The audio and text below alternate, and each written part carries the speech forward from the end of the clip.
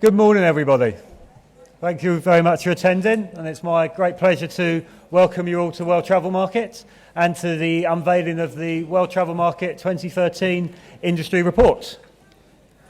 So this is the fourth report that we've done. We started it at WTM 2010, and it's great to see so many of you here interested in today's findings.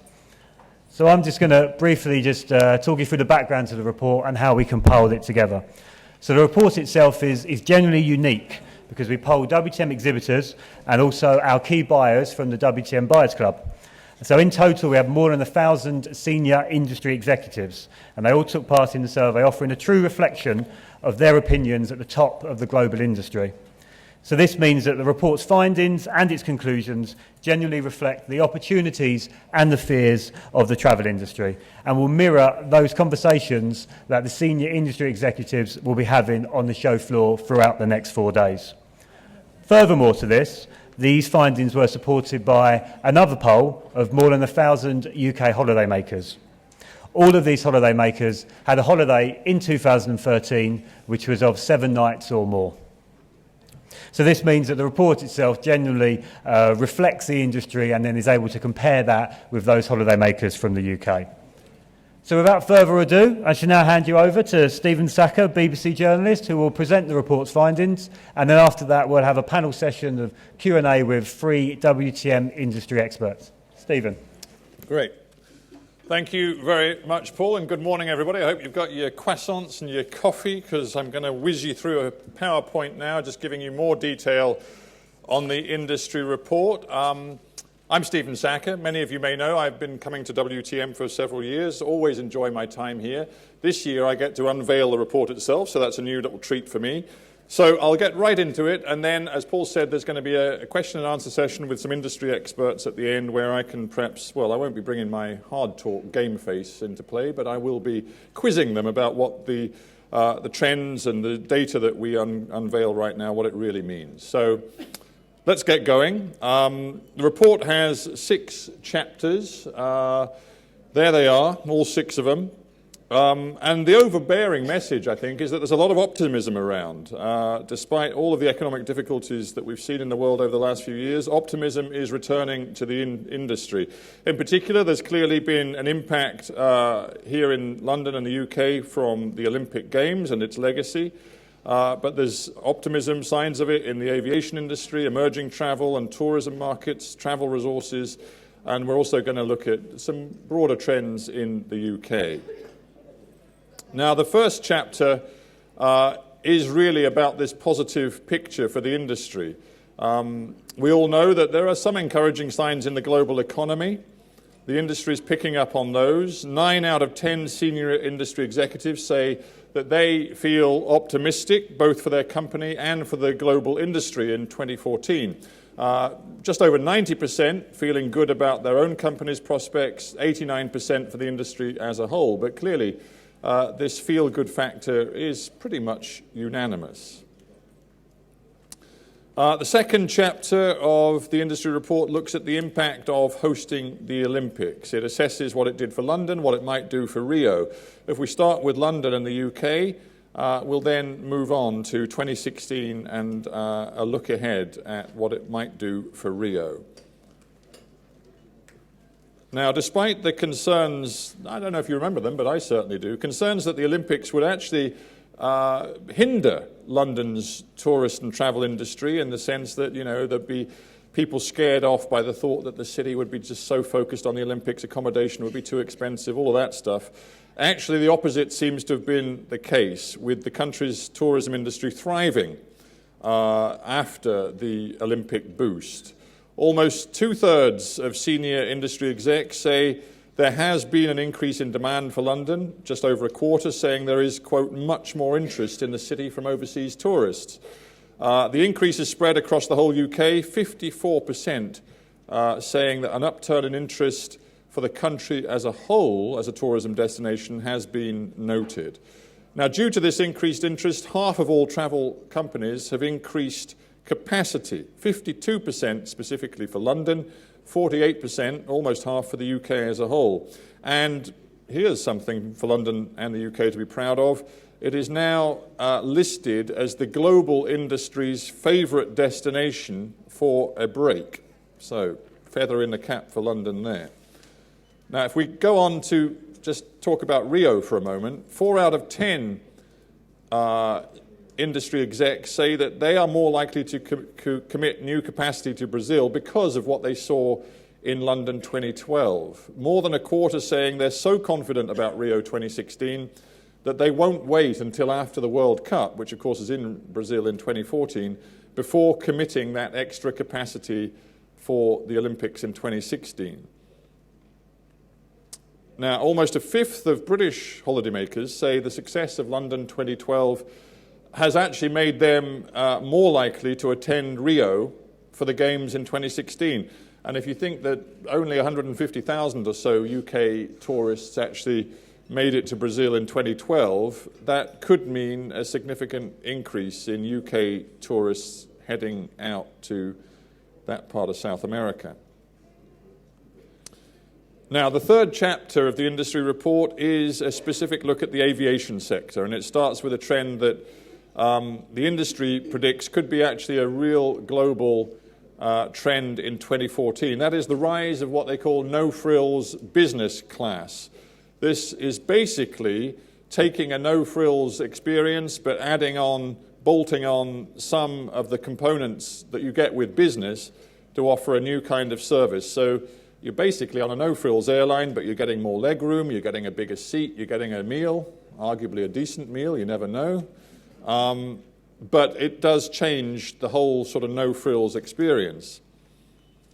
Now, it really developed first in the Middle East. I think Jazeera Airways are regarded as the first to pioneer this idea. Fly Dubai are offering it now as well. And 87% of travel execs say that this trend they expect to go global in the next year, with 42% seeing it coming in Europe, 40% in Asia, and a general sense that this is something that the worldwide industry is going to pick up on. Do we want it? Well, here's some figures that suggest we do. UK holidaymakers seem to want to embrace the no-frills business concept. 6 out of 10 say they would pay extra for it. Some say they'd pay an extra £350 or up to £350 to get those extra comforts that would come with this no-frills business experience. Michael O'Leary, are you listening? Let's get on to airport capacity, another very controversial topic here in the southeast of England and in the UK generally. We did some polling on this. As you may know, there is a commission set up by the Cameron government, led by a gentleman called Howard Davis, that is supposed to be looking at the whole vexed issue of what to do about airport capacity in the UK and in the southeast in particular. Interim recommendations are coming soon, but the final report and recommendations won't be coming, rather conveniently for Mr. Cameron maybe, till after the next general election. But here's what matters to us. More than half the industry believe London and the southeast does need greater airport capacity to maintain a position as a global aviation hub. And something to think about, 47% fear London could lose its place as a major hub, even if the decision is made to expand capacity. So there is some pessimism about whether London can maintain its aviation hub status. That's partly because we see trends overseas, which clearly suggest others are moving ahead in this race to build the biggest and best aviation hubs around the world. For example, Dubai Airport has increased its capacity to 160 million. And Turkey, and this is pretty stunning, isn't it? Turkey, building a 6-runway airport. We are, of course, in Heathrow struggling to get a third runway. 6-runway airport, which will be the biggest in the world as and when it opens, supposedly in 2017. Now, Heathrow, in terms of its position in the UK, is clearly still the favoured option for most industry heads. 40% of the industry supports Heathrow expansion compared to 29% in 2012. So I think at the moment, Heathrow is winning the argument within the UK about which airport to expand. On the other hand, people who actually use the airport as holidaymakers, they're less sure. 19% are supporting Heathrow expansion, but almost 1 in 3 holidaymakers are saying they have no idea. And I have quite a lot of sympathy with them because it is a very complicated debate. Now, another issue which WTM is quite familiar with in all sorts of different ways because it's been a very hot topic for years, that is the UK's air passenger duty. That is a tax on all outbound flights from the UK except from Northern Ireland. It's been discussed here, in the last few years. Many in the industry feel it is extremely detrimental and damaging. It is due to increase again in 2014. The industry, according to the evidence and the data, has a real fear that the constant increase in this tax is damaging outbound travel and inbound tourism as well. The APD, for those who aren't familiar with it, is split into 4 bands based on how far you're flying. The furthest 3 bands, that is the longer haul flights, are going to be increased again in 2014. It does mean that passengers flying in and out of the UK could be paying well over £300 in APD on long-haul flights. Now, it's maybe not surprising to learn that because of this, roughly a third of UK holidaymakers say that I'm getting this the wrong way around. Only a third, less than a third of UK holidaymakers say they'll even consider a long-haul destination because it's just too expensive in terms of the APD, apart from anything else.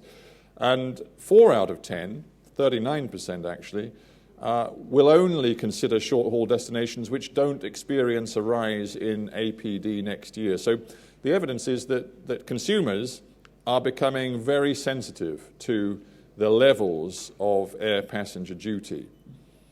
The industry is concerned that APD will have an impact on UK inbound tourism, 45% saying it will see a decrease in tourists due to the tax, a fifth, 20%, saying it could lead to significantly fewer tourists visiting the UK. The APD is maybe the most controversial of all the taxes on the travel and tourism industry. Just worth remembering, it came into play in 1994 when the rate was £5 for UK and EU travel, 10 quid for going anywhere else. So you can see how much it's risen in a very short period. But then again, that's what taxes tend to do, isn't it? Fourth chapter of the report. We'll get on with this. It says it's about basically emerging travel and tourism economies. Maybe no surprise to learn that the BRICS, that is, remember, Brazil, Russia, India, China, and South Africa, they remain the most important markets in terms of these emerging economies. China, still the biggest, the most popular. It's interesting, though, to note maybe that actually only 1 in 3 senior industry executives, forgive me, got it the other way around, 1 in 3 senior industry executives say the BRICS are actually not that important to their businesses. So not everybody is all consumed with the BRICS economies. There are other acronyms. SLIMMER is one that has appeared at WTM before. For those of you who don't learn your acronyms before you get here, that's Sri Lanka, Indonesia, Mexico, Malaysia, and Argentina. They appeared as an increasingly sort of interesting block for the industry in 2011. This year, 2013, they've again been highlighted.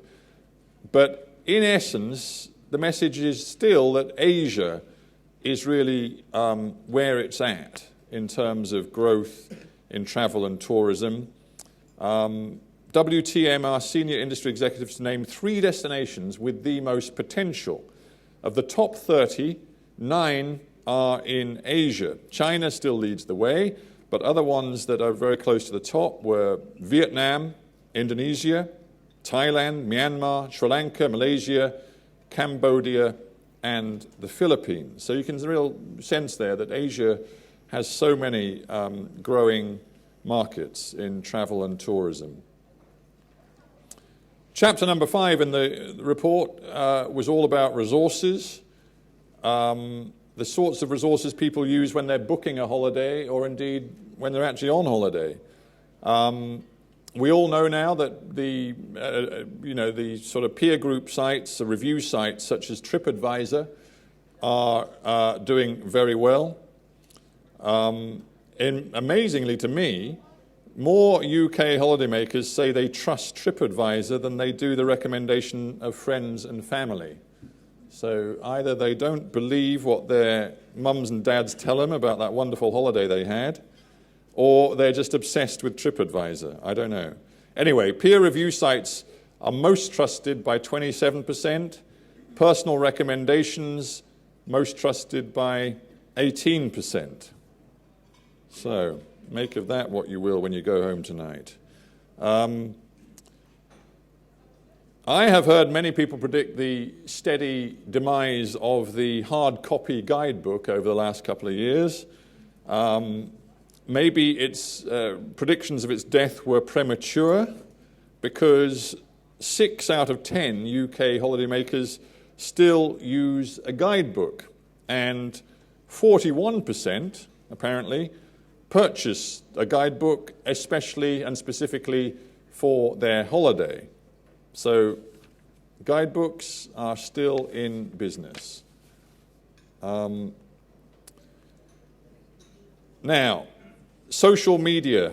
No conference can call itself a conference without a long discussion of the importance of social media. So we'll do a bit of it now.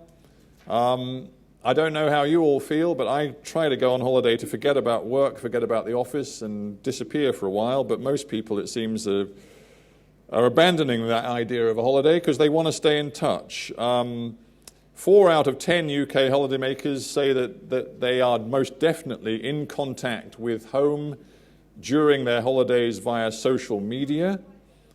It looks as though this trend is going to just grow. 48% say that they will be more inclined to use social media as and when the EU pushes on with the scrapping of roaming charges, just so you can use your smartphone to use the internet and surf the web and everything else much cheaper wherever you are in Europe. People want that, and it's going to mean that they are even more electronically connected during their holidays. A quick thought about the UK in particular and some UK trends. That horrible word staycation rears its head again because it is a real trend in the UK. People were asked about their intentions in the UK in terms of travel and tourism plans, and staying at home was a clear winner. It may be that the good weather in 2013, our summer, was actually not bad. We saw that yellow orb in the sky known as the sun, and we remembered what it was.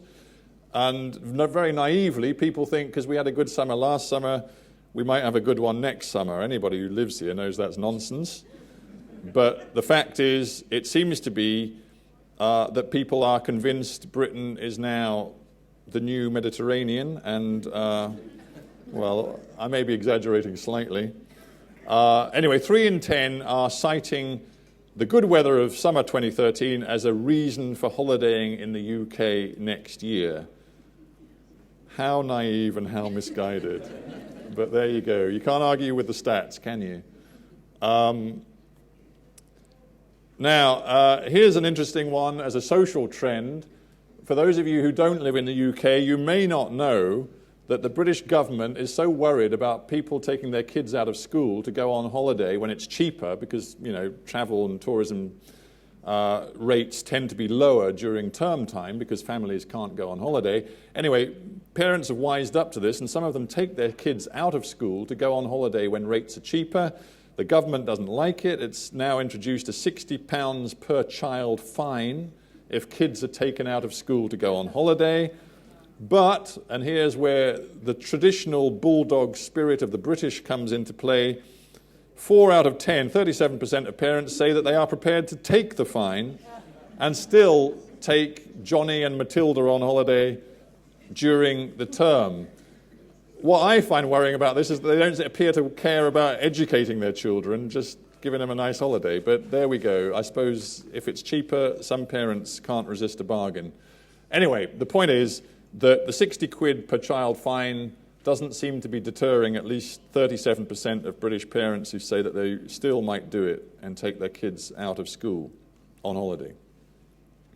Now, as they say in all good news programs, and finally, that's supposed to be an indication that the last bit is not entirely serious, although you might regard this as serious. Depends whether you fantasize about sitting next to somebody important on your holiday flight. UK holidaymakers were asked to decide who would they most like to sit next to as they're going on holiday on a flight. My name didn't seem to feature, but I've got over that. But some rather more important names did feature. The Duke and Duchess of Cambridge and Baby George. Personally, I wouldn't want to sit next to Baby George. But anyway, apparently a lot of people would. Interestingly, Kate Middleton and Baby George were rather more popular as potential seatmates than William. I don't really know why. The Beckhams featured. Well, they feature in every poll like this, don't they? But people would much rather sit next to David than Victoria, a.k.a. Posh Spice. That doesn't really surprise me. Victoria only got 10%. Dave got 25%. I don't know what Harper got, but probably 90%. I've no idea. Anyway, there you go. There's loads more celebs and stats in the report on that line of business. Right, so ladies and gentlemen, there we go. That is a quick resume, a summary of some of the findings in the industry report for this last year. And I will now, if I may, invite onto the stage 3 experts who are going to chew over the meaning and the deeper implications of some of that with me. So I'm going to head over here and welcome to the stage and give them all a warm